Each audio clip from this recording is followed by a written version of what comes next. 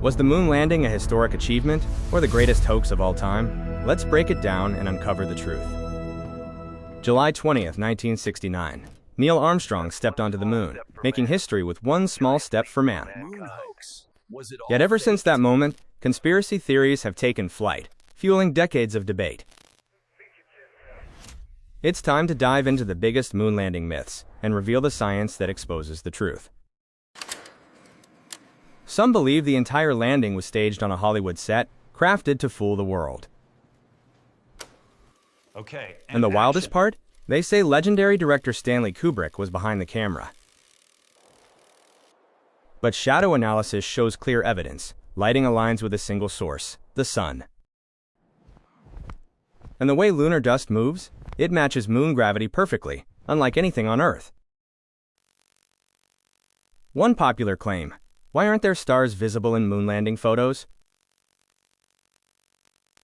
The simple answer: camera exposure settings weren't tuned to capture faint starlight. To photograph astronauts clearly, cameras use short exposures, too short to catch the stars. The flag appears to wave, but how's that possible? There's no wind on the moon. You're right, no wind at all, but the motion came from the astronauts adjusting the flagpole. A horizontal support rod held the flag open, creating the illusion that it was waving. Another claim: shouldn't the lander have blasted a crater when it touched down? Not quite. The lunar dust is shallow, and the lander descended gently. That's why there was only a small puff of dust, exactly what scientists predicted. In total, astronauts returned with over 800 pounds of lunar rock and soil samples. Is quite pronounced here. These rocks have a unique isotopic signature, completely unlike anything found on Earth. Retroreflectors were placed on the moon, and we still bounce lasers off them from Earth today. Even the Soviet Union tracked the mission, and despite the space race, never denied it happened. Moon landing fake.